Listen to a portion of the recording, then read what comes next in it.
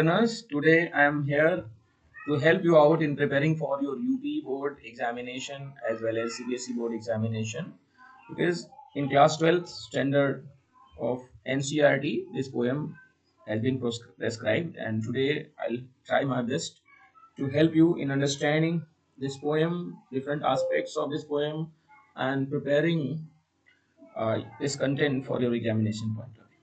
So in front of you, this is the text of the poem, and for you, let me recite it. A Roadside Stand, composed by Robert Frost. The little old house was out with a little new shed in front at the edge of the road where the traffic sped. A roadside stand that too pathetically pled it would not be fair to say for a dole of bread. For but for some of the money, the cash which flows supports the flower of cities from sinking and withering faint.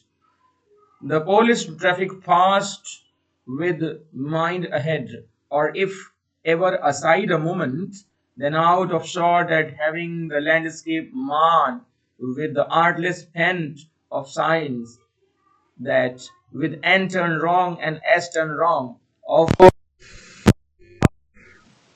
berries in wooden quads, or crook-necked golden squash with silver wards, or beauty rust in a beautiful mountain scene.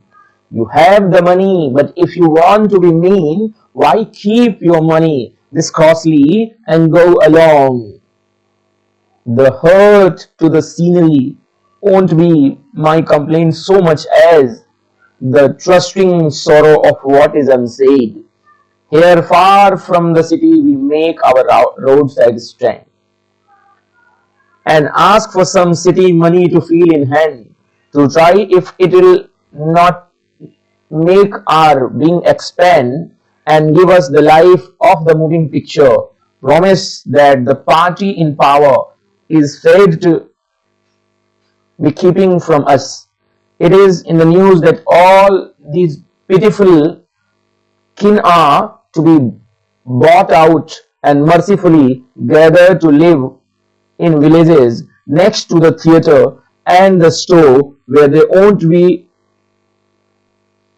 won't have to think for themselves anymore, while greedy good doers, beneficent beasts of prey, swarm over their lives, enforcing benefits that are calculated to soothe them out of their wits, and by teaching them how to sleep, they sleep all day, destroy their sleeping at night the ancient way. Sometimes I feel myself I can hardly bear the thought of so much childish longing in vain, the sadness that lurk near the open window there, that waits all day in almost open prayer for the squeal of brakes, the sound of stopping car, of all the thousand selfish cars that pass, just one to inquire what a farmer's prices are, and one did stop, but only to plough up grass, in using the yard to back and turn around, and another to ask the way where it was bound, another to ask would they sell it a gallon of gas? They couldn't this crossly. They had none, didn't it see?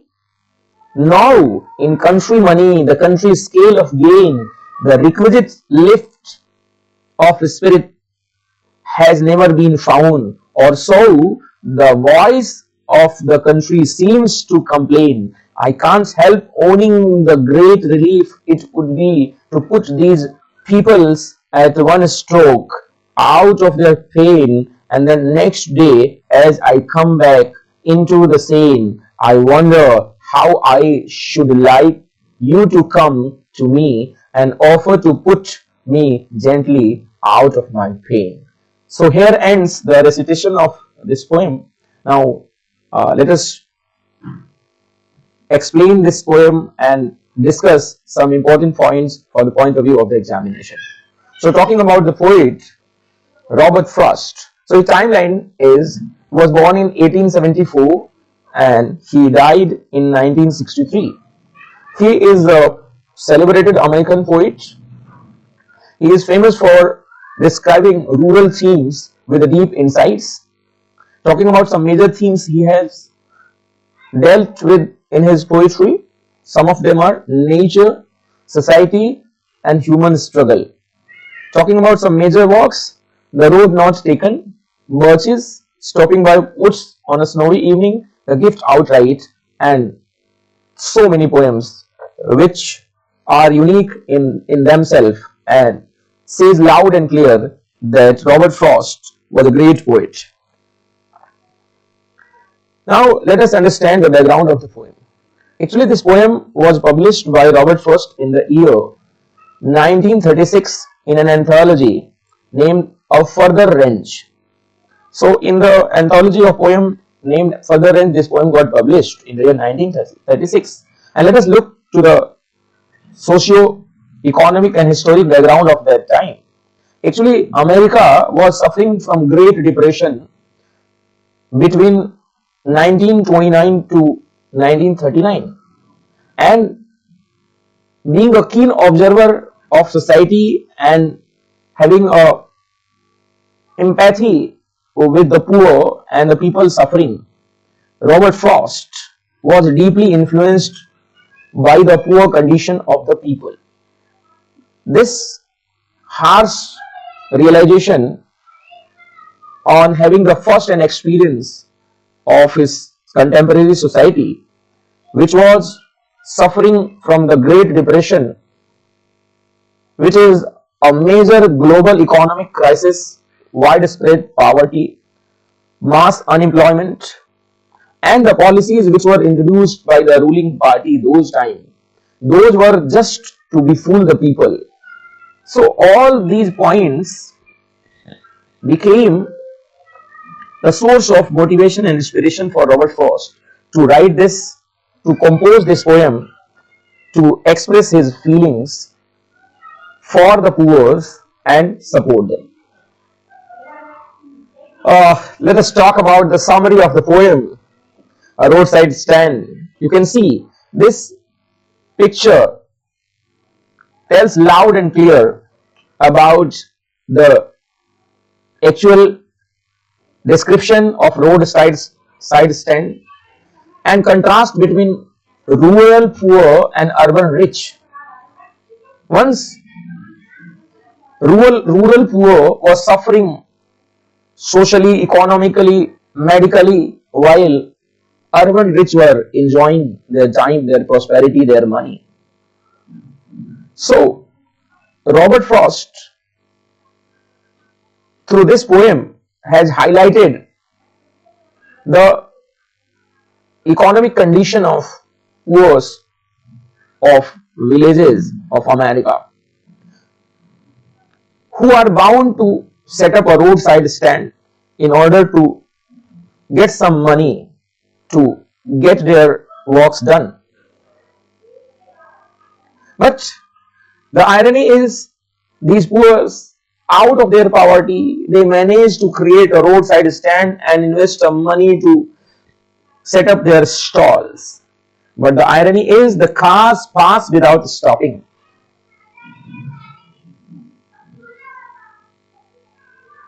These city men sitting inside the car, in spite of stopping there and helping those poor by purchasing some of the fruits or items available on their roadside stand, rather they complain that these roadside stands are destroying the beautiful scenery of the landscape. Politicians who visit door to door at the time of election, they make big promises to the people in order to establish liberty, equality and fraternity, equal distribution of supplies. But once they are in power, they forget everything and they deceive the poor people. So highlighting the harsh reality of the divide between rich and poor during Great Depression period of America, Robert Frost sides with the poor peoples of America and he expresses his sympathy for villagers. Now talking about stanza wise explanation. So you can see the picture in this slide describes the first stanza of the poem, which tells that at the roadside there is a stand created by the poor people, poor farmers of America in hope for some income, but the cars run by without stopping. Urban people dislike the stand's appearance. Now talking about second stanza, Robert Frost emphasizes on rude behavior of the tourists. Tourists admire the landscape but they ignore the villagers waiting for their cars to stand and purchase some of the items. They love beauty but they ignore the human suffering. What a double standard they are exercising. This stanza reflects the urban selfishness and their nature of neglecting the people of rural area. Now moving to the stanza number 3, Robert Frost gives a real glimpse of villages of America where villagers live in extreme poverty. Politicians exploit them with false promises. And politicians, businessmen and rich, even if they come to the villages for helping the villagers, actually there is a selfish motive behind it. That's why Robert Frost has given them a name, greedy good doers. They come there not to provide a relief to the villagers, but to exploit them further. And the last stanza is on presenting the harsh reality of divide between urban and rural people of America and highlighting the false promises made by the politicians and rich men who are in power. Robert Frost feels deep emotional pain on seeing the poor condition of the people of America. He prays God for relief of the poor because the people having no money, having no home to live in, they will forced to die. But Robert Frost is an optimistic person. He wishes for relief of the poor, not for their death. The poem is ended by Robert Frost with a sympathy and emotional depth, where Robert Frost is having a wish that someday there will be equality in America. Now talking about the major themes. So these are the major themes. You can see rural-urban divide, division of materials, status and position and money is far away. The people of city are enjoying their money, their status, while poor are desperately waiting for some of the money, some of the drops of money in order to fulfill their basic needs. But nobody cares about them. Poverty and inequality is another theme. Political deception, the people in politics in power, rather than helping the people, they betray them. Hope versus disappointment. The poet is disappointed on seeing the poor condition of the villagers and the owners of the roadside stand, but he has a hope that in days to come their condition will be improved. Social injustice, a country where it is said that every American is free to enjoy his American dream, means if an American citizen works, he will be satisfied. He will be having every means of living the life. But social injustice is going on. Whatever has been said about American dream is not coming true. Now, as this is a poem, and poems are full of poetic devices, so there are some poetic devices I have identified talking about the imagery. So, Little Old House is an image presented by Robert Frost in order to depict the poor condition of villagers of America. Symbolism, Roadside Stand is a symbol of rural hope where the poor villagers